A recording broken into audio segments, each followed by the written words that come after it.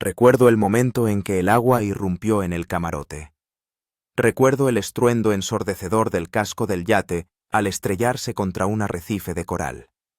Estábamos a 200 millas al este de las Islas Salomón cuando la tormenta nos pilló desprevenidos. El pronóstico vaticinaba vientos moderados y un oleaje ligero, pero la naturaleza tenía otros planes. Me llamo Marat Ilyasov. Tengo 34 años y, hasta hace poco, era un exitoso arquitecto de sistemas informáticos de Novosibirsk. 10 años de vida corporativa, reuniones interminables, fechas límite y estrés me llevaron al agotamiento. Vendí mi piso, compré un billete solo de ida y me fui a Australia para empezar una nueva vida. Allí conocí a James Hunter, un fotógrafo naturalista australiano que me propuso unirme a su expedición a Micronesia. Junto con su ayudante, Emily Chen, debíamos realizar una serie de fotografías sobre los arrecifes de coral para una revista de ecología. Nuestro yate, el Aurora, una preciosidad de 13 metros, estaba considerado una embarcación fiable para travesías oceánicas. James llevaba 5 años navegando con él por el Pacífico. Pero aquella noche, ninguna experiencia podría habernos salvado. La tormenta se desató de repente. Yo estaba de guardia cuando vi en el radar una célula de tormenta que se acercaba. Desperté a James, pero ya era tarde para cambiar de rumbo. El viento se intensificó hasta los 30 nudos en cuestión de minutos. Las olas parecían crecer ante nuestros ojos. ¡Arria la mayor!, gritaba James por encima del aullido del viento. ¡Emily, asegura todo abajo! Intenté controlar la vela, pero una ráfaga de viento literalmente me arrancó la escota de las manos, desgarrándome las palmas hasta sangrar. La vela aleteó como una loca y luego se rasgó con un estruendo ensordecedor. ¡Agarraos!, fue el último grito de James que oí antes de que una ola gigantesca se abatiera sobre el yate. Me arrastró por la borda. El chaleco salvavidas, que afortunadamente me había puesto antes, me mantuvo a flote, pero no volví a ver el yate. Solo los relámpagos iluminaban el océano embravecido. Gritaba, pedía ayuda, pero mi voz se perdía en el rugido de la tempestad. No sé cuántas horas pasé en el agua. Solo recuerdo cómo me zarandeaban las olas, cómo me atragantaba con agua salada y cómo, poco a poco, me abandonaban las fuerzas. En un momento dado, simplemente me rendí y dejé que el océano decidiera mi destino. Desperté por un dolor abrasador en la cara. El sol castigaba sin piedad y yo estaba tumbado en la arena, medio sumergido en el agua. Era como si hubieran pasado mi cuerpo por una picadora de carne. Me dolía cada músculo, la piel estaba raspada por los corales y la pierna derecha, al parecer, estaba rota. Pero estaba vivo. Incorporándome con dificultad, miré a mi alrededor. Frente a mí se extendía una pequeña playa, bordeada de palmeras y una espesa vegetación. Tras ella se divisaba una colina, el punto más alto de la isla. Y nada más. Ni rastro de civilización, ni humo de hogueras, ni barcos en el horizonte. Solo el océano infinito y yo. Las primeras horas las pasé en estado semicomatoso, gritando periódicamente los nombres de James y Emily. Aún abrigaba la esperanza de encontrarlos con vida. ¿Quizás a ellos también los había arrojado a esta isla? ¿O a una isla vecina? ¿Quizás habían logrado botar la balsa salvavidas? Al atardecer del primer día, asumí la amarga verdad. Estaba solo. Completamente solo en un diminuto pedazo de tierra en medio del océano Pacífico. Sin agua potable, sin comida, sin medios de comunicación. Solo la ropa hecha jirones, un reloj con el cristal roto y un cuchillo con su funda en el cinturón que, de alguna manera, se había quedado conmigo. La noche fue la peor de mi vida. La temperatura bajó drásticamente y yo, empapado y herido, tiritaba de frío y dolor. Las estrellas me miraban con indiferencia desde el cielo y el rumor de las olas parecía una burla del destino. Lloré, sin avergonzarme de mis lágrimas. Lloré por James y Emily, por mi estúpida idea de dejarlo todo y huir a ninguna parte, por mis padres, que quizás nunca sabrían lo que le había pasado a su hijo. Al amanecer del segundo día tomé una decisión. Voy a luchar. No me rendiré. Si mi destino es morir en esta isla, moriré de pie, no tumbado en la arena esperando la muerte. Con esta idea en mente, intenté levantarme. El dolor en la pierna era insoportable, pero, afortunadamente, no estaba rota. Probablemente, solo una fuerte contusión o un esguince. Apoyándome en un palo, avancé lentamente por la orilla en busca de agua dulce, mi principal prioridad. La isla resultó ser más grande de lo que había pensado en un principio. Tardé unas 3 horas en recorrer su perímetro. Aproximadamente 2 kilómetros de largo y poco menos de 1 kilómetro de ancho. Mi nuevo hogar. En la parte central había una colina de unos 100 metros de altura, cubierta de densa vegetación. Fue allí donde encontré mi salvación, un pequeño arroyo que fluía entre las rocas hacia una poza natural de piedra. El agua era transparente, pero no me arriesgué a beberla directamente. En su lugar, llené mis manos ahuecadas y examiné cuidadosamente el líquido. Sin olor, sin impurezas visibles. La probé con cautela. Dulzona, ligeramente tibia, pero definitivamente potable. Bebí unos pequeños sorbos, decidiendo esperar y ver si tenía alguna reacción antes de beber más. Mientras esperaba, inspeccioné los alrededores. Crecían palmeras de coco, algunos arbustos con bayas pequeñas y varios árboles con frutos parecidos a mangos. No estaba seguro de si todo aquello era comestible, pero, sin duda, los cocos podían ser una fuente de alimento y líquido. 1 hora después, al no sentir ningún síntoma de envenenamiento, bebí hasta saciarme e incluso me lavé la cara y el pelo, eliminando la sal. Aquella fue la primera pequeña alegría en mi nueva situación. Al atardecer del segundo día, construí un refugio primitivo bajo unas rocas salientes cerca del arroyo. Usé hojas de palma para el techo y hojas blandas para hacer una cama. Estaba lejos de ser confortable, pero me protegía del viento y de una posible lluvia. Para cenar me comí un coco tierno que, con gran dificultad, partí entre 2 piedras. El líquido dulzón y la pulpa blanda calmaron un poco mi hambre, pero sabía que debía encontrar fuentes de alimento más sustanciosas. Mientras me dormía con el sonido de las olas, pensé que probablemente ya me estarían buscando. James tenía el plan de vuelo. Debíamos haber llegado a las Islas Salomón 3 días después de zarpar. En cuanto no apareciéramos, comenzarían la búsqueda. Solo tenía que aguantar. Con ese pensamiento, caí en un sueño inquieto, sin sospechar que mi prueba no hacía más que empezar, y que pasarían 7 largos meses antes de que viera otro rostro humano. La mañana del tercer día comenzó con dolor. Mi piel, quemada por el sol tropical, ardía como fuego. Tenía los labios agrietados y los ojos hinchados por el agua salada y la falta de sueño. Pero lo peor era la pierna, hinchada, con un enorme hematoma desde la rodilla hasta el tobillo. Cada movimiento me provocaba un dolor agudo que me obligaba a apretar los dientes.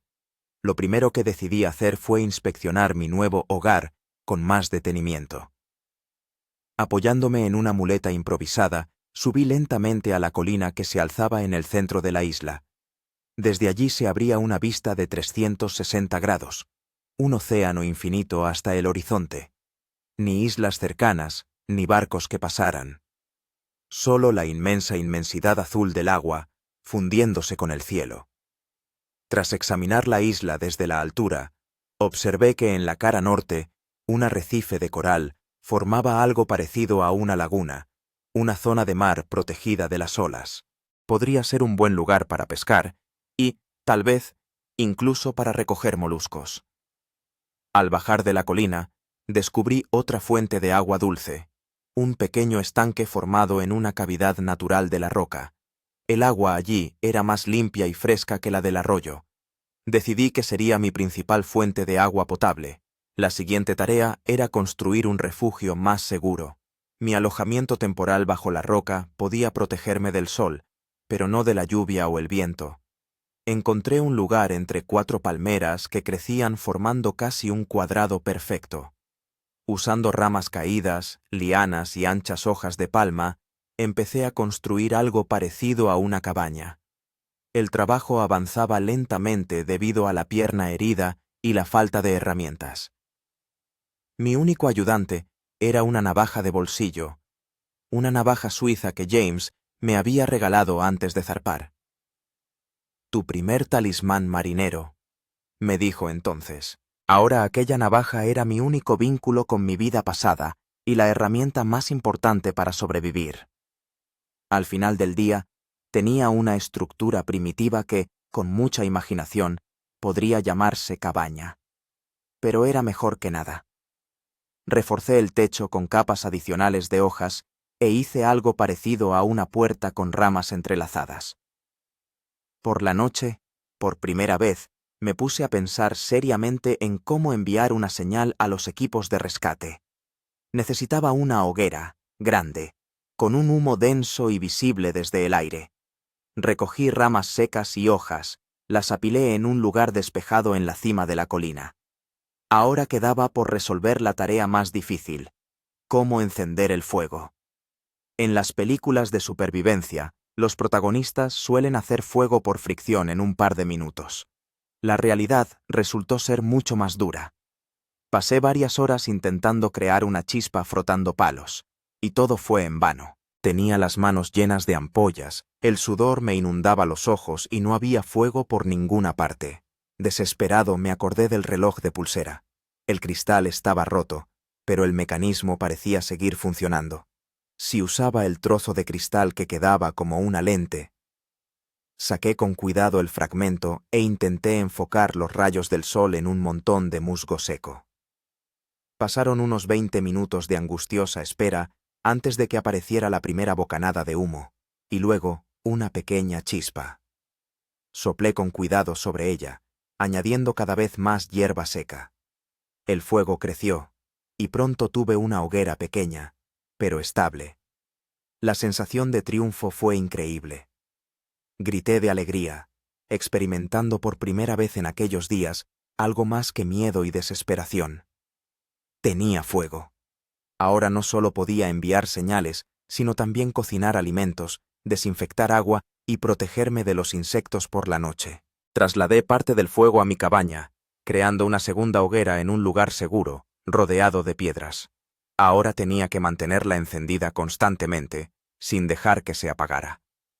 Al cuarto día, por primera vez, intenté obtener comida del mar. Con un trozo de rama y una liana, construí una lanza rudimentaria. De pie, con el agua hasta las rodillas, en la laguna, esperé pacientemente a que un pez se acercara lo suficiente. Después de varias horas de intentos fallidos, finalmente conseguí ensartar un pequeño pez plateado. La preparación era sencilla. Ensartaba el pescado en una rama y lo sostenía sobre el fuego hasta que estaba bien cocido. El sabor era celestial. Después de 3 días de dieta de coco, aquel pequeño pez me pareció un manjar de un restaurante de 5 estrellas. Animado por el éxito, decidí explorar el arrecife durante la marea baja. Entre los corales descubrí multitud de moluscos, erizos de mar y cangrejos. Algunos de ellos los conocía de las inmersiones con James. Siempre me contaba cosas sobre los animales marinos y me enseñaba cuáles eran comestibles. En la noche del 5.º día, sucedió lo que más temía. Un aguacero tropical. Empezó de repente, convirtiendo el cielo en una masa gris continua. El agua caía a cántaros, transformando la tierra en un lodazal. Mi choza tenía goteras por todas partes, y la hoguera, a pesar de todos mis esfuerzos por protegerla, se apagó. Sentado en un rincón de la choza, temblando de frío y humedad, fui verdaderamente consciente por primera vez de la desesperanza de mi situación. Sin fuego, empapado hasta los huesos, con la pierna que me dolía a rabiar, sentí que me invadía una ola de desesperación. «Nadie me encontrará aquí», me martilleaba la cabeza. Moriré en esta isla, solo, y nadie sabrá siquiera lo que me pasó. La lluvia continuó toda la noche. No dormí, escuchando los truenos y el ruido del agua golpeando las hojas. Por la mañana, la lluvia amainó, dejando tras de sí frescor y un ambiente puro. Al salir de la choza, vi que mi hoguera de señales en la colina estaba completamente deshecha y la leña que había recogido, esparcida y empapada. Tenía que empezar de nuevo, conseguir fuego, reforzar la choza, recoger leña nueva para la hoguera de señales, pero primero, buscar comida. Noté que después de la lluvia habían aparecido muchos agujeritos en la arena, en la orilla. James me había enseñado que así se delataban los cangrejos de arena. Armado con una rama, empecé a excavar esas madrigueras y pronto atrapé 5 pequeños cangrejos. Su carne, cocinada en las brasas de una nueva hoguera, que encendí con aún más dificultad que la primera, fue mi desayuno. Al final de la primera semana en la isla, había establecido una especie de rutina. Por la mañana, revisaba las trampas para cangrejos que había aprendido a hacer con ramas y lianas. Luego, recogía cocos y otras frutas que había determinado como comestibles a base de prueba y error. Durante el día, me dedicaba a reforzar la choza, a fabricar herramientas primitivas y a buscar materiales para la hoguera de señales. Por la noche, pescaba en la laguna. Mi pierna se iba curando poco a poco, aunque todavía me dolía al caminar mucho. La piel, primero quemada hasta formar ampollas, ahora estaba cubierta de un bronceado que se iba oscureciendo cada día bajo el implacable sol tropical. Empecé a llevar un calendario, haciendo muescas en el tronco de una palmera cerca de la choza. Cada mañana, una nueva marca, otro día de supervivencia, otro día esperando el rescate. Al 8º día vi el primer avión. Mejor dicho, oí su zumbido en algún lugar alto, entre las nubes. Corrí hacia la hoguera preparada, la encendí febrilmente y empecé a echar hojas húmedas para generar más humo. Gritaba, agitaba los brazos, saltaba a pesar del dolor en la pierna, pero el avión siguió su rumbo, sin disminuir la altura. No me vieron. Esa fue la primera de muchas decepciones. En las semanas siguientes, oí e incluso vi aviones varias veces más, pero ninguno de ellos cambió de rumbo. O volaban demasiado alto, o mi señal de humo no era lo suficientemente visible. Después de 2 semanas en la isla, comprendí que debía prepararme para una larga estancia allí. Mi refugio temporal debía convertirse en un hogar de verdad, y la búsqueda ocasional de comida, en un sistema de supervivencia.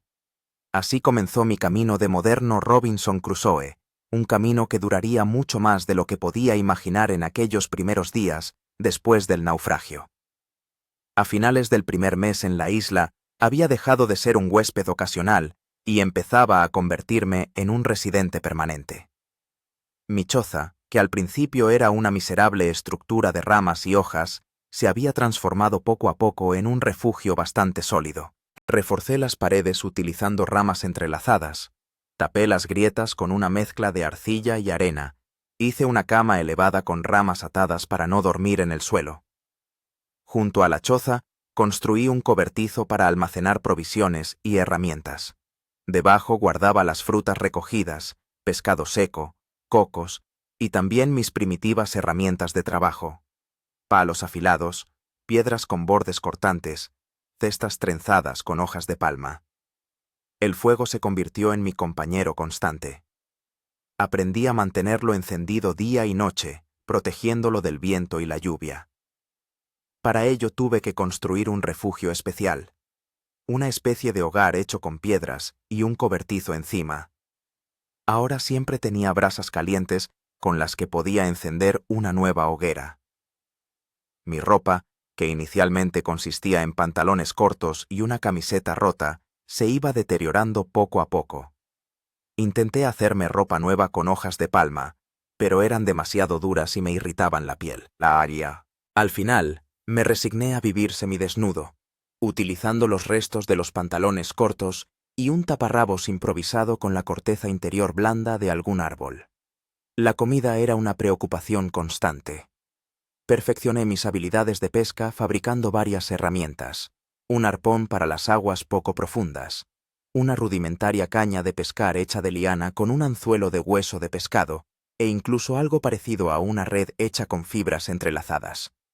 Aprendí a encontrar moluscos comestibles entre las rocas durante la marea baja, a desenterrar gusanos para usarlos como cebo y a recolectar huevos de las aves marinas que anidaban en la parte rocosa de la isla. La comida vegetal también se hizo más variada. A base de ensayo y error, a veces bastante dolorosos, incluyendo un caso de intoxicación severa que me mantuvo durante 2 días entre la vida y la muerte, identifiqué qué plantas de la isla eran comestibles. Además de los cocos y las frutas parecidas al mango, descubrí algo similar a plátanos silvestres, raíces comestibles que recordaban al boniato y una multitud de bayas. El agua dejó de ser un problema. Cavé un pequeño pozo cerca del arroyo, reforzando sus paredes con piedras. El agua allí era más limpia y fresca que la del propio arroyo. Para almacenar agua, usaba cáscaras de coco y más tarde aprendí a hacer recipientes primitivos de arcilla horneada que encontré al pie de la colina. Mi rutina diaria se hizo más estructurada. Me despertaba con el amanecer, revisaba el fuego y las trampas para cangrejos. Después, me dirigía a la laguna para pescar por la mañana, cuando el agua estaba calmada y transparente.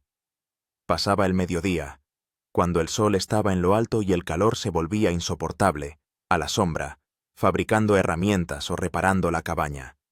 Por la tarde, volvía a pescar o recogía frutas y raíces. Antes del atardecer, siempre subía a la colina y encendía la hoguera de señales. Incluso cuando dejé de creer que me encontrarían, continué con este ritual.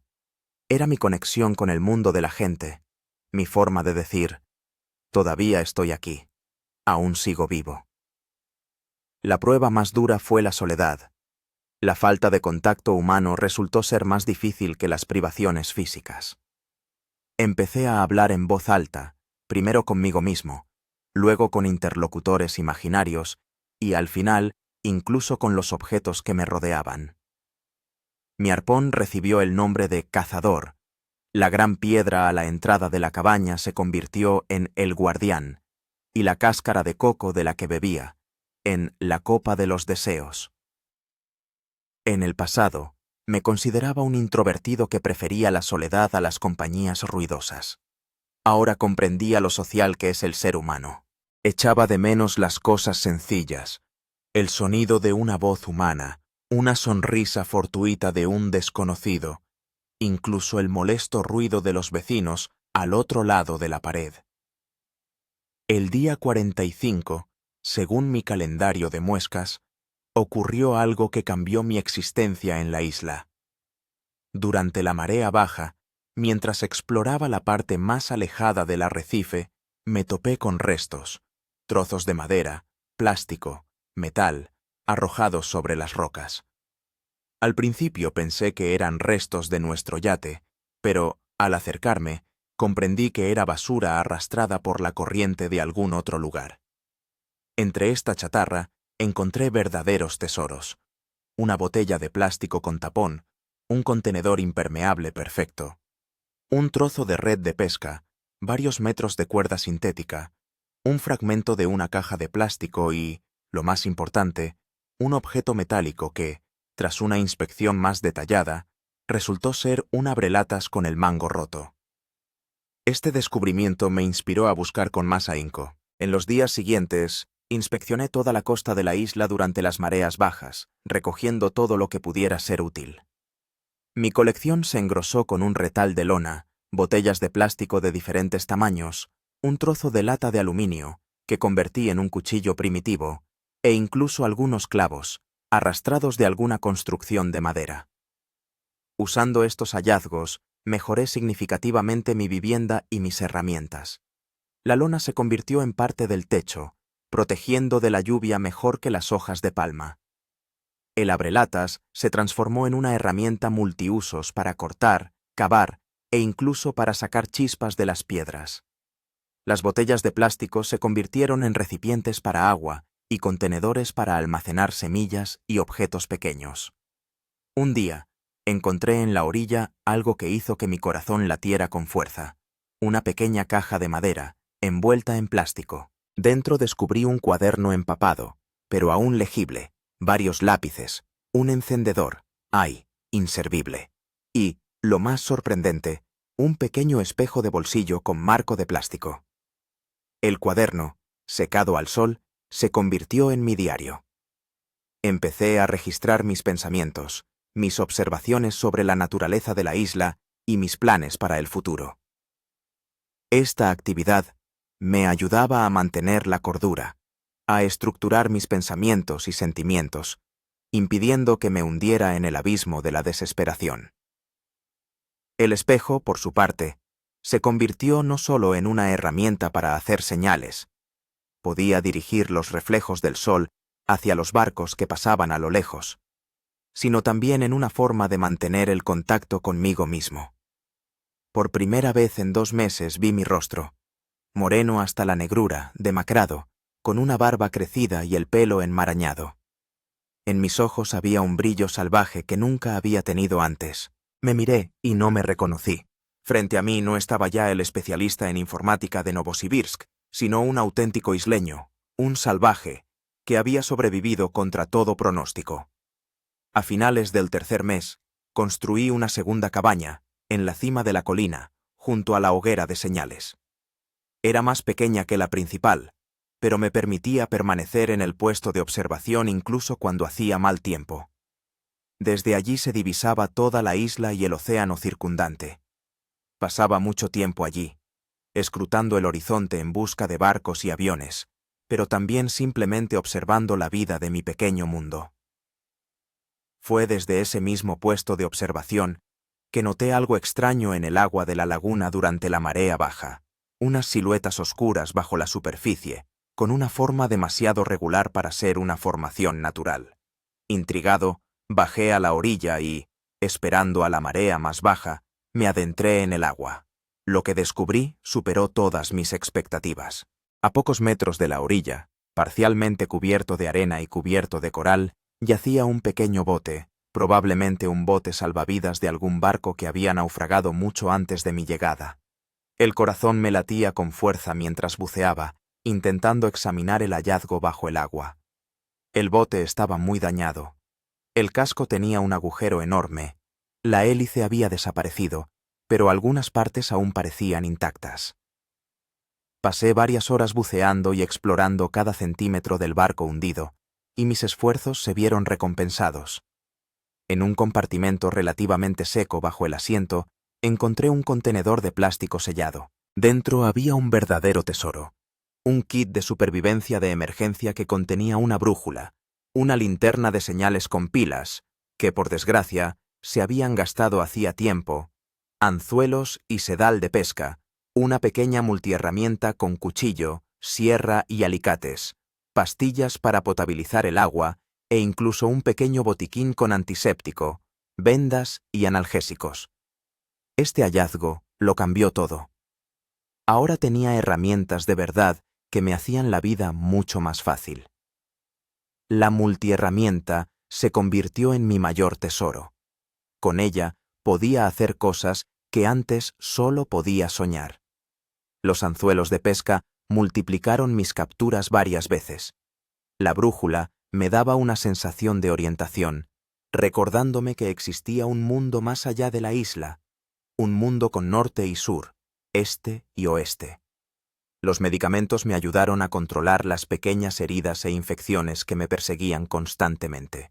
El antiséptico resultó ser especialmente valioso. Lo usaba con moderación, solo para cortes y heridas graves. En las semanas siguientes hice varias inmersiones más al bote hundido, encontrando cada vez algo útil: trozos de metal, tornillos, incluso una lona relativamente entera, que se convirtió en el techo de mi cabaña principal. Poco a poco, empecé a ver la isla no como una prisión, sino como mi hogar. Conocía cada rincón, cada árbol, cada piedra. Aprendí las costumbres de los pájaros que anidaban en los acantilados. Aprendí a predecir el tiempo por la forma de las nubes y el comportamiento de los insectos. Calculaba la hora del día por la posición del sol con una precisión de media hora. Mi cuerpo también había cambiado. Había perdido peso, pero me había vuelto fibroso y fuerte. Músculos cuya existencia desconocía ahora se marcaban claramente bajo mi piel bronceada. Mis manos estaban cubiertas de callos y cicatrices, pero se habían vuelto increíblemente hábiles. Podía trepar a la palmera más alta en cuestión de segundos, podía nadar durante horas en la laguna, podía correr por toda la isla sin parar a descansar. Mis sentidos se habían agudizado al extremo. Oía el sonido de una tormenta acercándose horas antes de que llegara. Olía el pescado en el agua. Veía los movimientos más pequeños en la maleza que indicaban la presencia de un pájaro o un cangrejo. Al final del cuarto mes, empecé a construir un bote. Era una idea descabellada, nacida de la desesperación y la soledad. Entendía que las posibilidades de llegar a tierra habitada en una balsa primitiva eran prácticamente nulas, pero el mero hecho de construirla me daba un propósito, ocupaba mi mente, me impedía caer en la apatía. Para el bote elegí 3 palmeras caídas, lo suficientemente rectas y fuertes. Con la ayuda de la multiherramienta y herramientas improvisadas, trabajé los troncos lenta, día tras día, dándoles la forma deseada. Para unir los troncos utilicé lianas y cuerdas encontradas entre los restos. Hice el mástil con una rama recta y la vela con la lona y hojas de palmera. La construcción del bote llevó casi un mes. El resultado estaba lejos de ser perfecto, pero la balsa se mantenía a flote e incluso podía moverse con un remo y una vela primitivos. La llamé Esperanza y la boté en una pequeña bahía en el lado de sotavento de la isla. La primera navegación fue corta. No me arriesgué a alejarme demasiado de la orilla. El bote resultó ser sorprendentemente estable, aunque lento. Pasé cerca de 1 hora en el agua, rodeando una pequeña parte de la isla, y regresé a la orilla con una sensación de haber cumplido con mi deber. No tenía intención de aventurarme en el océano abierto en esta frágil embarcación. Eso sería un suicidio. Pero la mera posibilidad de abandonar la isla, aunque fuera teórica, me daba fuerzas. Además, el bote amplió considerablemente mis posibilidades de pesca. Ahora podía llegar a las zonas más profundas de la laguna. Transcurría el 5.º mes de mi estancia en la isla. Había dejado de esperar un rescate cada día, aunque seguía manteniendo la hoguera de señales y vigilaba regularmente el horizonte. La vida había entrado en un cierto ritmo que ya no me parecía insoportable. Tenía un techo sobre mi cabeza, suficiente comida y agua, herramientas para trabajar. Aprendí a hallar belleza en las cosas sencillas, en un atardecer sobre el océano, en el vuelo de los pájaros, en el murmullo de las olas al romper contra la orilla. Pero la soledad seguía siendo la prueba más dura. Había días en que hablaba durante horas con interlocutores imaginarios, contándoles mis descubrimientos, mis planes, mis sueños. A veces imaginaba que James y Emily aún estaban conmigo, que explorábamos juntos la isla, compartíamos hallazgos, nos apoyábamos mutuamente. En esos momentos, comprendía que estaba al filo de la locura. Para conservar la cordura, empecé a llevar un diario detallado, donde anotaba no solo los acontecimientos del día, sino también mis pensamientos, recuerdos, incluso mis sueños. Esto me ayudaba a estructurar el caos en mi cabeza, a mantener el contacto con la realidad. Un día, releyendo mis notas, me di cuenta de que ya no recordaba mi vida pasada con añoranza y desesperación. Había aceptado mi situación. Me había adaptado a ella. Le había encontrado un sentido e incluso cierta armonía. Me había convertido en parte de la isla, y ella en parte de mí. Esta constatación fue a la vez aterradora y liberadora. Ya no era un prisionero que aguardaba su liberación, sino el dueño de mi pequeño mundo, que había aprendido a vivir en armonía con la naturaleza, a depender solo de mí mismo, a encontrar alegría en las cosas simples. Pero en lo más profundo de mi ser, aún latía la esperanza de regresar. Cada noche, Al encender la hoguera de señales, susurraba la misma frase. Estoy aquí. Todavía estoy aquí. El sexto mes en la isla comenzó con una catástrofe. Al despertar una mañana, sentí una extraña pesadez en el aire. El cielo en el horizonte había adquirido un tono amarillento y ominoso, y el océano, habitualmente bullicioso, se había aquietado, como si se preparase para saltar. Las aves, que normalmente revoloteaban sobre la laguna en busca de peces, habían desaparecido. Incluso los insectos, que zumbaban constantemente entre la maleza, guardaban silencio. Llevaba suficiente tiempo viviendo en la isla como para entender que se avecinaba algo serio. Posiblemente, una tormenta tropical o incluso un ciclón.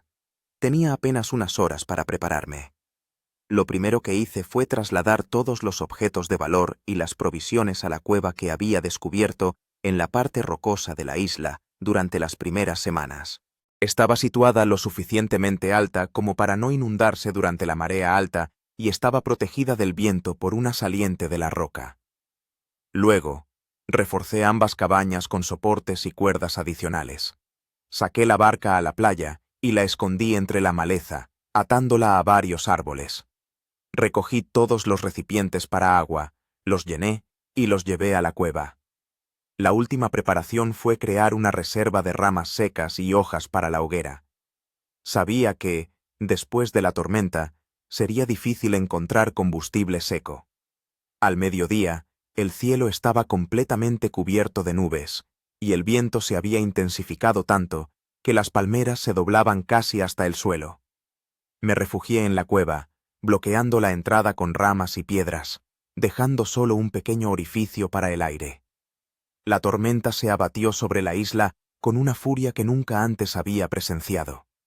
El viento rugía como una manada de bestias salvajes, arrancando las hojas de los árboles y arrojándolas como proyectiles. La lluvia caía a cántaros, transformando la tierra en un lodazal.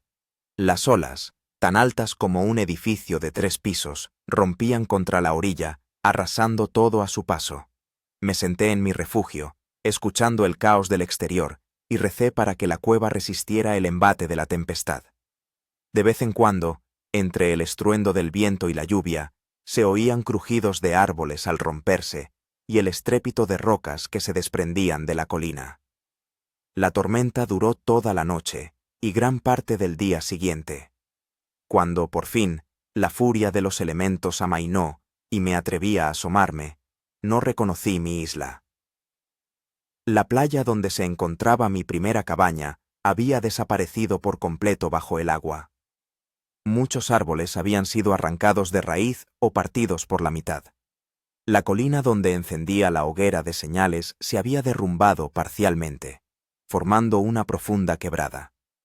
Ambas cabañas habían sido destruidas. Del puesto de observación en la colina no quedaba ni rastro, y de la vivienda principal solo se conservaban algunos postes de soporte, que sobresalían del barro como dientes rotos. La barca, a pesar de todas las precauciones, había sufrido daños considerables. Uno de los tablones se había agrietado, la vela estaba hecha jirones y el remo había desaparecido. La reparación llevaría semanas, si es que era posible. Me quedé de pie entre las ruinas de mi pequeño mundo y sentí que la desesperación me invadía.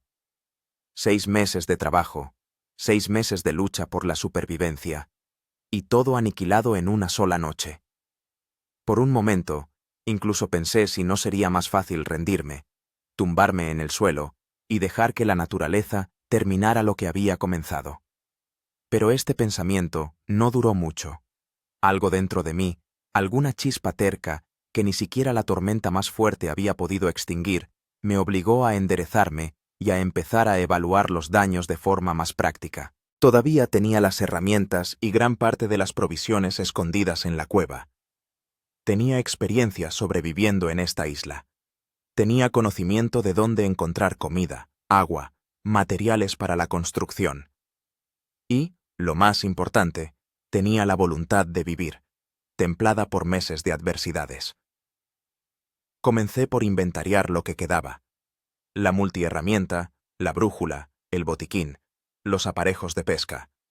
Todo esto había sobrevivido a la tormenta. Gran parte de las provisiones también se habían salvado, aunque algunas frutas y pescados secos se habían mojado y echado a perder. Después, inspeccioné la isla para evaluar los cambios en el paisaje. Algunos fueron catastróficos. El arroyo, que era mi principal fuente de agua dulce, había cambiado su curso y ahora desembocaba directamente en el océano, convirtiendo su agua en salobre e inservible para beber. Muchos árboles frutales habían sido derribados o estaban gravemente dañados. Pero también hubo cambios positivos inesperados. La tormenta había arrastrado del océano multitud de objetos útiles que ahora yacían en la orilla: trozos de madera, plástico, metal, incluso algunas botellas de vidrio. En un lugar, un desprendimiento de rocas había dejado al descubierto un estrato de arcilla de mejor calidad que el que había usado antes para hacer vasijas. El descubrimiento más importante fue una nueva fuente de agua dulce, un pequeño manantial que brotó a través de la roca tras el desprendimiento. El agua era cristalina y fría, mucho mejor que la del antiguo arroyo. Decidí no reconstruir las viejas chozas, sino construir una nueva vivienda más sólida. Elegí cuidadosamente el lugar, una depresión natural entre dos grandes rocas en la ladera de la colina, protegida del viento por 3 lados. Allí comencé a construir algo entre una choza y una zanja, aprovechando las lecciones aprendidas de los fracasos anteriores. La base consistía en ramas robustas, enterradas profundamente en el suelo y entrelazadas entre sí. Las paredes las hice dobles, rellenando el espacio entre ellas con arena y piedras pequeñas para el aislamiento térmico. El techo lo construí con varias capas de hojas de palma, dispuestas de una manera especial para que el agua escurriera y no se filtrara. El suelo lo cubrí con piedras planas, y en el centro hice un hogar con una chimenea hecha de un tronco de bambú hueco. El trabajo tomó casi 2 semanas, pero el resultado superó todas mis expectativas. La nueva vivienda no solo era más fuerte y cálida que las anteriores, sino también más espaciosa. Podía ponerme de pie dentro de ella, y la superficie permitía dividir el espacio en habitaciones. Una zona para dormir, un lugar para guardar provisiones, y un área de trabajo donde podía fabricar herramientas y otras cosas necesarias. Restaurar la hoguera de señales en la colina se convirtió en la siguiente tarea. Elegí un nuevo lugar, aún más visible desde el aire y el mar, y construí allí una plataforma de piedras. Al lado apilé una reserva de ramas y hojas secas, protegiéndolas de la lluvia con un toldo. La reparación de la barca resultó ser más complicada de lo que pensaba. La grieta en uno de los troncos era demasiado grave para simplemente repararla. Tuve que reemplazar todo el tronco, lo que significaba construir prácticamente una nueva barca. Utilicé la experiencia adquirida al crear la primera versión, y esta vez el resultado fue más robusto y manejable. A finales de la 7ª semana después de la tormenta, había restaurado completamente mi forma de vida, e incluso en algunos aspectos era mejor que antes. Pero psicológicamente estaba agotado. La necesidad de empezar de nuevo, la lucha constante contra la naturaleza, la ausencia de cualquier señal de que me estuvieran buscando. Todo esto minaba mi determinación.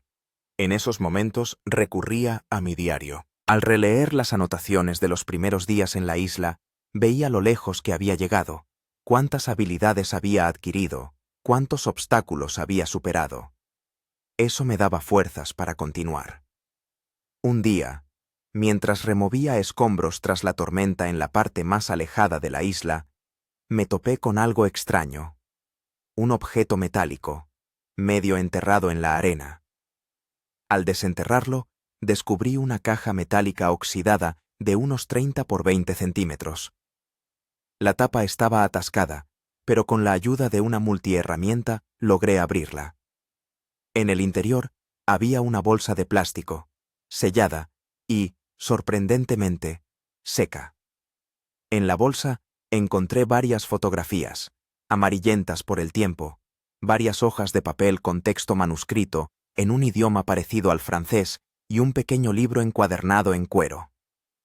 Las fotografías mostraban a un grupo de personas a bordo de un buque, presumiblemente tomadas en los años 70 u 80 del siglo pasado, a juzgar por la ropa y la calidad de las imágenes. En una de ellas estaba capturada mi isla. Reconocí la silueta característica de la colina y la línea de costa. El libro resultó ser el diario de a bordo del buque de investigación francés Espérance. Aunque no podía leer todo el texto, algunas palabras eran comprensibles. Según las fechas, el barco había visitado la isla en 1978. Habían pasado aquí varios días, estudiando el arrecife de coral y recogiendo muestras de plantas. Este descubrimiento me impactó. No era el primer hombre en esta isla. Había habido otras personas, y no hacía tanto, históricamente hablando. Habían llegado hasta aquí, habían realizado investigaciones y se habían marchado a salvo. Eso significaba que la isla se encontraba en alguna ruta conocida, tal vez incluso estaba marcada en los mapas. Esta idea me infundió una nueva esperanza. Si un barco había venido aquí una vez, significaba que podrían venir otros. Solo tenía que aguantar, seguir enviando señales, no rendirme. Con energía renovada, me puse a mejorar el sistema de señalización. Además de la hoguera en la colina, instalé varios reflectores con trozos de metal y vidrio encontrados, que debían brillar al sol, atrayendo la atención de los barcos o aviones que pasaran. En la playa tracé un enorme SOS con piedras oscuras, que contrastaban con la arena blanca. Cada día subía a la colina al menos 3 veces, escrutando con atención el horizonte. A veces me parecía divisar a lo lejos humo o el mástil de un barco, pero siempre resultaba ser una nube o un juego de luces sobre las olas. El tiempo pasaba y me sumergía cada vez más en el ritmo de la vida isleña. Mi cuerpo se adaptó por completo a las nuevas condiciones. Podía nadar durante horas en la laguna sin sentir cansancio. Era capaz de trepar a la palmera más alta en cuestión de segundos. Podía recorrer toda la isla sin detenerme a descansar. Mis sentidos se agudizaron al máximo. Oía el sonido de una tormenta acercándose horas antes de que llegara. Olía el pescado en el agua a decenas de metros de distancia. Veía los movimientos más sutiles entre la maleza, indicando la presencia de un pájaro o un cangrejo. Aprendí a predecir el tiempo por la forma de las nubes y el comportamiento de los insectos. Determinaba la hora del día por la posición del sol con una precisión de media hora. Sabía cuándo subiría y bajaría la marea sin necesidad de mirar la orilla. Mi dieta se diversificó gracias a mis nuevas habilidades de caza y recolección. Aprendí a pescar a mano, acechando a los peces en las aguas poco profundas de la laguna. Descubrí varias especies nuevas de plantas comestibles, incluyendo algo parecido al ñame silvestre, que era mucho más nutritivo que las frutas. Un día logré atrapar una pequeña tortuga marina que había salido a la playa a desovar. Recogí algunos de los huevos, dejando la mayoría intactos, y utilicé su caparazón como recipiente para agua. La carne de tortuga, asada a las brasas, fue el primer plato de carne de verdad en muchos meses. Continué perfeccionando mis herramientas y armas. Creé un arpón más eficiente con varias púas. Tejí una red resistente para pescar. Fabriqué un arco y flechas primitivos, aunque no había animales grandes en la isla para cazar. Estas habilidades podrían serme útiles en el futuro. Mis experimentos con la arcilla me llevaron a crear cerámica de bastante buena calidad. Aprendí a hacer ollas y cuencos que no se agrietaban al cocerlos y que contenían agua. Esto facilitó enormemente el almacenamiento de alimentos y la preparación de la comida. Pero el logro más importante fue la creación de un reloj de sol. Utilizando una piedra plana y un palo, creé un instrumento sencillo pero preciso para medir el tiempo. Esto me ayudó a estructurar mi día, a crear un horario que podía seguir. Las semanas pasaban, y cada vez pensaba menos en el rescate, sumergiéndome más en la vida del presente. Seguía manteniendo la hoguera de señales y escudriñaba el horizonte con regularidad, pero estas acciones se habían convertido más en un ritual que en una esperanza real de salvación. En el diario reflexionaba cada vez más sobre lo que ocurriría si nunca me encontraban. ¿Podría vivir en esta isla el resto de mi vida? ¿Cuánto tiempo resistiría mi cuerpo? ¿Mi mente? ¿Qué pasaría cuando envejeciera y no pudiera cazar ni recolectar alimentos? Estos pensamientos no eran de pánico ni de depresión, sino más bien prácticos. Empecé a planificar proyectos a largo plazo, ampliar mi vivienda, crear un sistema de riego para cultivar plantas comestibles, reparar la barca de forma más concienzuda para realizar viajes más largos a lo largo del arrecife. Un día, sentado en la colina observando la puesta de sol, me di cuenta de que ya no me sentía un prisionero de la isla. Me había convertido en parte de ella, como las palmeras, como los corales, como los pájaros que revoloteaban sobre la laguna. Fue una constatación extraña, pero tranquilizadora. Esa noche escribí en el diario: quizás la verdadera libertad no es la posibilidad de irse, sino la aceptación del lugar donde uno se encuentra. No sé si volveré a ver otro rostro humano, si oiré otra voz humana que no sea la mía propia. Pero sé que estoy vivo, que he encontrado una forma de coexistir en armonía con este pequeño mundo, y quizás eso sea más de lo que muchos pueden decir de sus vidas en la llamada civilización. Al día siguiente, cuando subí a la colina para la inspección matutina del horizonte, noté algo inusual. Un punto oscuro en el cielo que se movía de forma demasiado recta para ser un pájaro. Al principio pensé que era otra fantasía, pero el punto se hacía cada vez más grande y pronto oí un sonido. Un zumbido lejano, pero claro, de un motor. Un avión. Un avión de verdad, volando no tan alto como los vuelos habituales que cruzaban el océano. Podría ser un avión de patrulla o de búsqueda. Corrí hacia la hoguera de señales, la encendí febrilmente y empecé a echar hojas húmedas, creando un humo denso. Al mismo tiempo, agitaba un trozo de tela de colores brillantes que había guardado precisamente para una ocasión como esta, y gritaba, aunque sabía que no me oirían desde esa altura. El avión se acercaba, y vi que era un pequeño avión bimotor con una librea característica, probablemente de la Guardia Costera o de un servicio de rescate. Volaba directamente sobre la isla, y por un momento me pareció que pasaría de largo sin notar mis señales. Pero entonces ocurrió el milagro.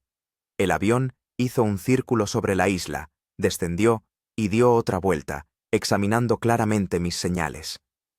Saltaba, gritaba, agitaba la tela como un loco, y cuando el avión balanceó las alas, la señal universal de «los vemos», caí de rodillas y lloré. Me habían visto.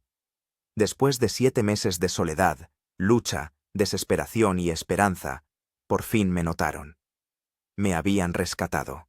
El avión dio unas cuantas vueltas más sobre la isla y luego lanzó un pequeño contenedor con paracaídas. Me lancé hacia él en cuanto tocó tierra. Dentro encontré una radio, varias botellas de agua, paquetes de comida, medicamentos y una nota en inglés.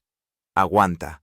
Ayuda en camino. Espera un barco de rescate en 48 horas. Encendí la radio, siguiendo las sencillas instrucciones, y pronto oí una voz. La primera voz humana en 7 meses, aparte de la mía. La emoción me impedía hablar. Las palabras se me atascaban en la garganta, transformándose en sonidos ininteligibles. «Le oímos», dijo la voz en la radio. «Identifíquese». Marat Ilyasov», conseguí articular con dificultad. «Soy del yate Aurora. Nos vimos atrapados en una tormenta hace 7 meses». «Entendido, Marat. Soy el teniente Johnson, de la Marina de los Estados Unidos. Estábamos realizando un patrullaje de rutina cuando vimos su hoguera de señales.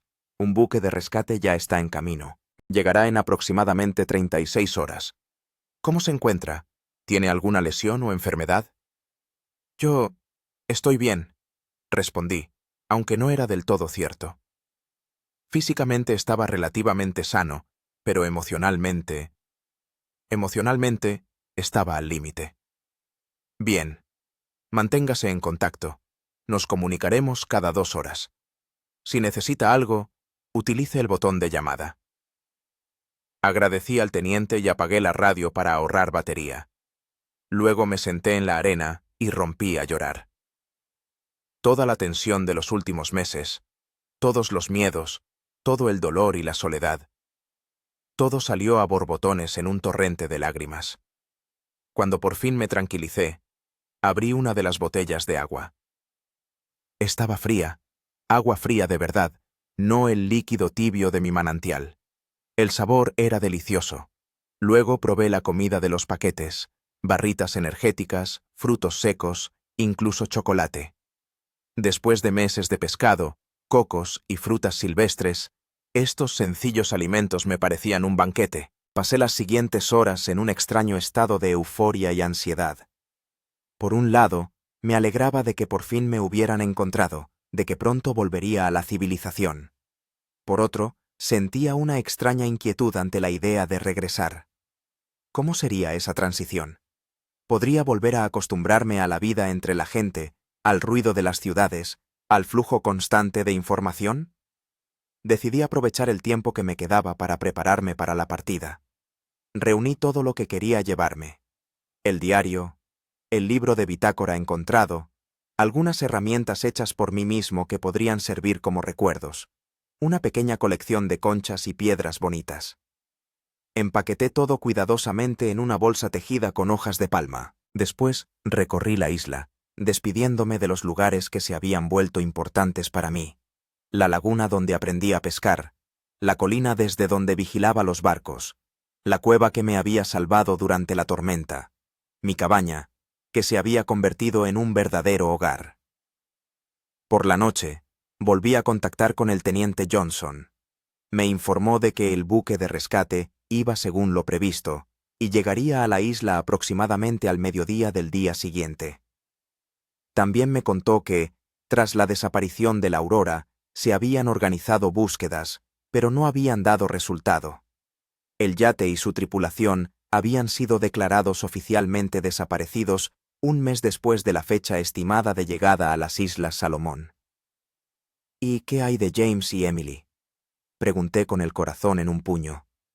¿Han encontrado a otros supervivientes? Hubo una pausa, y luego el teniente respondió: Lo siento, Marat, pero usted es el único superviviente del que tenemos conocimiento. Por supuesto, realizaremos búsquedas adicionales en la zona, pero no quiero darle falsas esperanzas. Esta noticia, aunque esperada, me golpeó como un puñetazo. En lo más profundo de mi ser, todavía esperaba que James y Emily hubieran sobrevivido, que hubieran sido arrastrados a otra isla, que se hubieran salvado en una balsa salvavidas. Pasé la noche en vela, sentado junto a la hoguera y recordando los últimos momentos antes del naufragio. La cara de James, gritándome que me agarrara. Emily, bajando a la cabina para sujetar las cosas. Eran buenas personas, que no merecían ese destino. Por la mañana, subí a la colina para contemplar el amanecer, quizás el último amanecer en mi isla. El cielo estaba despejado, el mar en calma, como si la naturaleza hubiera decidido mostrarme la isla en su mejor faceta antes de la despedida. Estaba allí sentado, observando cómo el sol se elevaba lentamente sobre el horizonte, tiñendo el océano de tonos dorados y rosados, y de repente sentí una extraña resistencia en mi interior. Una parte de mí no quería irse. Una parte de mí se había apegado a este lugar, a esta vida sencilla pero honesta, a este ritmo de existencia dictado solo por la naturaleza y las propias necesidades.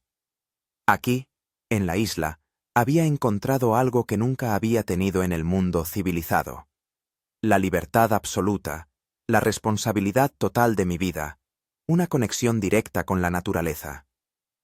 Aquí no había plazos, salvo la puesta de sol. No había jefes, salvo el tiempo. No había obligaciones sociales, salvo la obligación conmigo mismo: sobrevivir. Claro que hubo privaciones: falta de asistencia médica, comodidad, variedad en la alimentación, contacto humano, pero algo dentro de mí dudaba sobre si esos beneficios de la civilización compensaban la satisfacción sencilla, pero profunda, que había encontrado allí. Estos pensamientos me asustaban. ¿Acaso me había alienado tanto de la sociedad que prefería la soledad en una isla desierta? ¿Acaso 7 meses de aislamiento me habían cambiado hasta tal punto? A mediodía, tal como había prometido el teniente Johnson, apareció un barco en el horizonte, un pequeño navío de guerra con su característico color gris. Encendí una hoguera de señales y empecé a agitar una tela brillante, aunque sabía que ya conocían mi ubicación. El barco se acercó a la isla hasta donde le permitió el arrecife, y luego botó una lancha a motor. Observé cómo cruzaba la laguna y se dirigía hacia la costa, donde yo me encontraba de pie, aferrando mi bolsa improvisada y sintiendo cómo me latía el corazón a 1000. En la lancha iban 3 personas, 2 marineros y una mujer vestida de civil, probablemente una médico. Cuando la lancha tocó la arena, uno de los marineros saltó y me tendió la mano. «Marat Ilyasov, soy el suboficial Reynolds. Venimos a llevarlo a casa». Estreché la mano que me tendía, sintiendo la extrañeza del contacto con otra persona después de tanta soledad. «Gracias», fue lo único que pude decir. La mujer se acercó a mí, presentándose como la doctora Chen, y comenzó un rápido examen médico. Me tomó el pulso, revisó mis pupilas, me hizo varias preguntas sobre cómo me sentía. Respondí mecánicamente, aún en estado de shock por lo que estaba pasando. «Está en una forma sorprendentemente buena para ser alguien que ha pasado 7 meses en una isla desierta», observó. «Pero necesitamos hacerle un examen más exhaustivo en el barco. ¿Está listo para zarpar?» Asentí, pero luego pedí. ¿Me permite unos minutos más?» Para despedirme. La doctora Chen sonrió comprensivamente y asintió.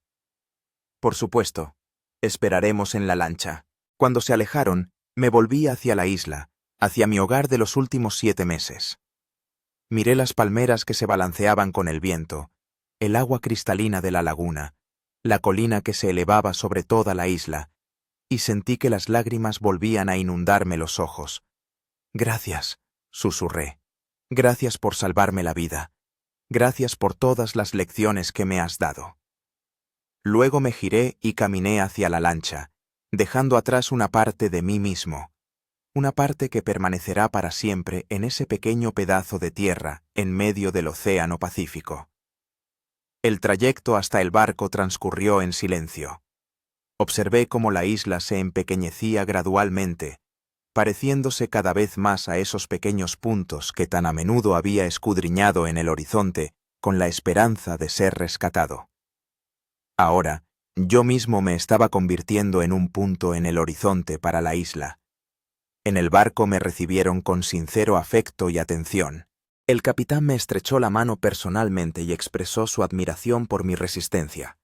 Me asignaron un camarote, me proporcionaron ropa limpia, comida caliente y, lo que me pareció un lujo increíble, una ducha caliente. De pie bajo el chorro de agua caliente, por primera vez me di cuenta de cuánto había cambiado mi cuerpo durante esos meses. Había perdido al menos 15 kilos, cada músculo estaba claramente definido, mi piel se había oscurecido por el sol y se había endurecido. El cuerpo estaba cubierto de cicatrices y callos, testimonios de innumerables pequeñas lesiones y arduo trabajo diario. Después de la ducha, la doctora Chen me realizó un examen más exhaustivo. Se sorprendió de mi estado general de salud, aunque señaló varios problemas: caries incipiente, rastros de una infección reciente, probablemente aquella intoxicación con bayas venenosas, varias fracturas menores que habían soldado mal. «Necesitará algo de atención médica cuando regresemos a la base», dijo. «Pero en general está en una forma asombrosamente buena. Muchos no habrían sobrevivido ni un mes en esas condiciones». Por la noche, el capitán me invitó a cenar a su camarote. También estaban presentes varios oficiales superiores y la doctora Chen. Me hicieron preguntas sobre mi experiencia de supervivencia, sobre cómo conseguía comida y agua, cómo construí un refugio, cómo lidiaba con la soledad. Respondí lo mejor que pude, aunque algunas preguntas me pillaron desprevenido. ¿Cómo explicar a personas que nunca han experimentado la soledad absoluta lo que es? ¿Cómo describir la sensación de entender que dependes completamente de ti mismo, que no hay seguro, ni apoyo, ni plan de respaldo? Después de la cena, el capitán me informó que el barco se dirigía a Guam, donde tenían una base. Desde allí me trasladarían a Australia, ya que fue desde allí donde zarpé en el Aurora. El viaje hasta Guam duraría unos 3 días. Me he puesto en contacto con las autoridades australianas, añadió el capitán. Ya han notificado al consulado ruso su rescate. También le he informado a la familia de James Hunter sobre lo que ocurrió. Le estarán esperando en Sydney para conocer los detalles. Esta noticia me hizo estremecer. Tendría que reunirme con la familia de James, contarles los últimos momentos de su vida, cómo intentó salvar el yate y a todos nosotros. ¿Sería capaz de encontrar las palabras correctas? Por la noche no pude dormir, a pesar de la cómoda litera y la manta suave. La cabina se me antojaba a la vez demasiado pequeña y demasiado grande. Echaba de menos el ruido de las olas, el susurro de las hojas de las palmeras, incluso el molesto zumbido de los insectos.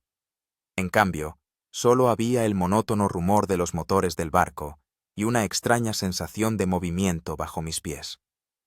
Salí a cubierta para respirar aire fresco.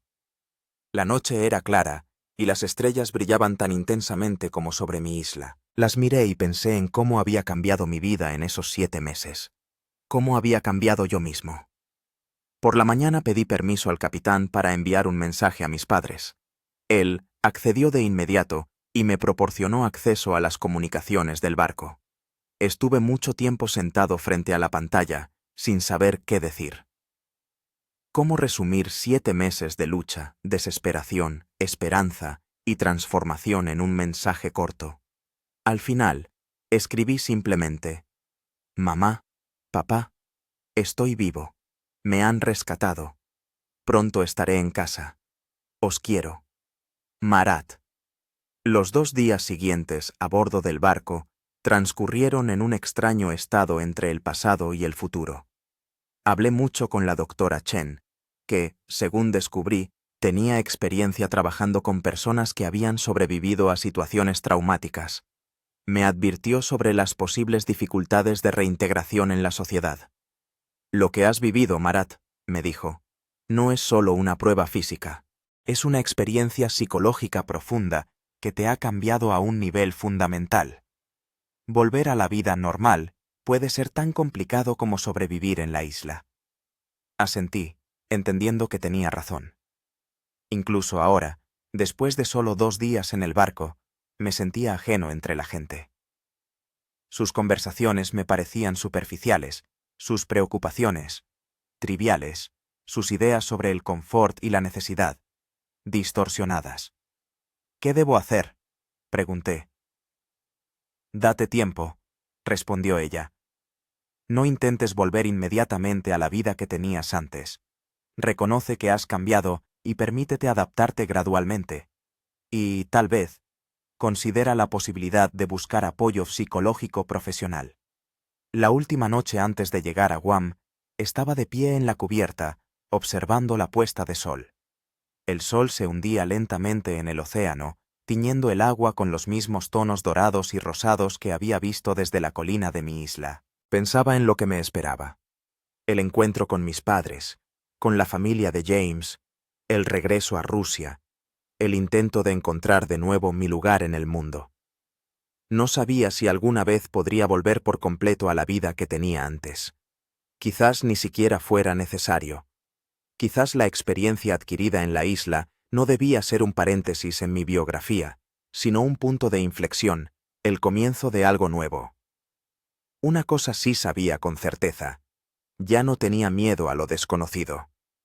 Si había logrado sobrevivir 7 meses en una isla desierta, podría superar cualquier desafío que la vida me deparara.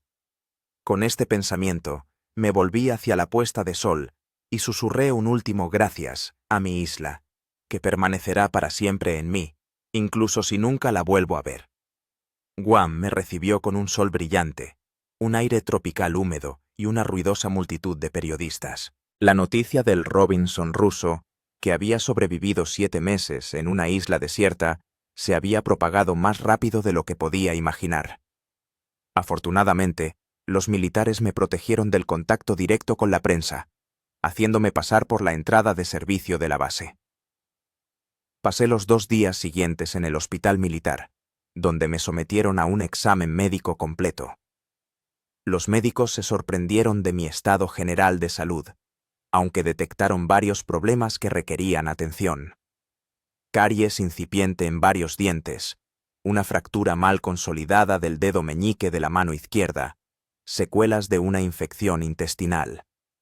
El psicólogo, que habló conmigo durante varias horas, diagnosticó trastorno de estrés postraumático moderado con elementos de desadaptación social. Me propuso un curso de terapia, pero me negué, sintiendo que primero debía volver a casa, ver a mis padres, tomar conciencia de mi nueva posición en el mundo. Al tercer día me trasladaron a Sydney en un avión de transporte militar. En el aeropuerto me esperaban representantes del consulado ruso, varios funcionarios australianos y, lo que me dejó realmente conmocionado, mis padres. Al verlos, me quedé paralizado. Mamá había envejecido. En su cabello había más canas de las que recordaba. Papá, siempre tan erguido, ahora estaba ligeramente encorvado. Me miraban con una expresión que no podía definir con exactitud. Una mezcla de alegría, incredulidad, shock y una profunda tristeza. Di un paso adelante, luego otro. Y de repente, nos estábamos abrazando, los tres, llorando y riendo al mismo tiempo. No hacían falta palabras. Estábamos juntos, y eso era lo único que importaba en ese momento. Pensábamos que te habíamos perdido, susurró mamá sin soltarme del abrazo. Casi habíamos perdido la esperanza. Pero has vuelto. Papá me apretó fuertemente el hombro. Has vuelto, y eso es todo lo que importa. Los empleados consulares nos consiguieron una sala privada en el aeropuerto, donde pudimos hablar sin miradas indiscretas. Allí supe que mis padres habían volado a Australia inmediatamente después de recibir la noticia de mi rescate, superando miles de kilómetros y muchos obstáculos burocráticos para reunirse conmigo. Cuando recibimos tu mensaje, dijo mi madre, secándose las lágrimas, sencillamente no podía creerlo. Era como un milagro. Les conté una versión resumida de mi historia, omitiendo los momentos más aterradores y duros. Escucharon sin interrumpir, solo intercambiando miradas ocasionales en las que se leía incredulidad y admiración. Siempre has sido terco, dijo mi padre cuando terminé, pero nunca pensé que esa terquedad te salvaría la vida. Esa misma noche me reuní con la familia de James, sus padres y su hermana. Fue probablemente la reunión más difícil de mi vida. Les conté sobre los últimos minutos antes del naufragio, sobre cómo James intentó salvar el yate y a todos nosotros, cómo permaneció hasta el final en el puente de mando, cumpliendo con su deber. Amaba el mar, dijo su madre, tomándome la mano. Siempre decía que si le tocaba morir, prefería que fuera en el mar que en una cama. Era un buen hombre, respondí. El mejor que he conocido. Sin sus lecciones y consejos, no habría sobrevivido en esa isla. La familia de Emily vivía en Singapur y no pude reunirme con ellos en persona, pero sí mantuve una larga videollamada en la que les hablé de sus últimos días, de su valentía y profesionalidad. Fue igual de doloroso, pero necesario, tanto para ellos como para mí. Los siguientes días transcurrieron en un ajetreo burocrático. Tenía que recuperar mis documentos, prestar declaración para la investigación oficial del naufragio, someterme a exámenes médicos adicionales. El consulado me ayudó con la tramitación de los nuevos documentos y la organización de mi regreso a Rusia. Antes de partir, concedí una importante entrevista a la televisión australiana, con la condición de que fuera mi única aparición pública. Conté mi historia, mostré el diario que había llevado en la isla, exhibí algunas de las herramientas artesanales que había fabricado. Los periodistas quedaron asombrados por mi capacidad de adaptación y supervivencia en condiciones extremas. ¿Qué fue lo más difícil?, preguntó el presentador. Me quedé pensando un momento. No las privaciones físicas, como muchos podrían pensar. Lo más difícil fue la soledad y la incertidumbre. No saber si alguna vez te encontrarían, si volverías a ver a otras personas, si escucharías otra voz humana que no fuera la tuya. ¿Y qué le ayudó a no rendirse? La rutina, respondí sin dudar, las tareas diarias que tenía que realizar para sobrevivir, y la esperanza, por supuesto. Incluso cuando la razón me decía que las posibilidades de rescate eran mínimas, en lo más profundo de mi ser siempre palpitaba una chispa de esperanza. Una semana después de llegar a Sydney, mis padres y yo volamos a Moscú. En el avión, miraba por la ventanilla las nubes de abajo y pensaba en cómo había cambiado mi vida durante el último año. De exitoso especialista en informática, me había convertido en un ermitaño superviviente, y ahora regresaba a casa como un héroe a pesar mío, un hombre cuya historia inspiraba a personas de todo el mundo. Moscú me recibió con un cielo gris de otoño y un viento fresco. Después de meses de calor tropical, fue un cambio extraño, pero agradable. Mis padres insistieron en que me quedara con ellos al principio, y acepté, entendiendo que necesitaban asegurarse de que estaba bien, verme todos los días, saber que realmente había regresado. Las primeras semanas en casa fueron difíciles. Me costaba acostumbrarme al ruido constante de la ciudad, a las multitudes, a la necesidad de respetar las normas sociales. Cosas sencillas que antes hacía automáticamente ahora requerían un esfuerzo consciente. Usar un teléfono inteligente, pagar con tarjeta, viajar en metro. Por la noche, a menudo me despertaba en pánico, sin saber dónde estaba. Soñaba con la isla, el sonido de las olas, el susurro de las hojas de palma. A veces me despertaba con la sensación de que debía comprobar inmediatamente las trampas para cangrejos o encender una hoguera de señales. Mis padres lo entendían, pero veía la preocupación en sus ojos. Una mañana, mi padre me sugirió con cautela que consultara a un psicólogo. No es una debilidad, hijo, me dijo. Has vivido algo que la mayoría de la gente ni siquiera puede imaginar. Necesitas ayuda para volver. Acepté, comprendiendo que tenía razón. Empecé a ir regularmente a un psicoterapeuta especializado en estrés postraumático. Estas sesiones me ayudaban a estructurar mi experiencia, a integrarla en mi nueva vida, en lugar de separarla como algo ajeno. Poco a poco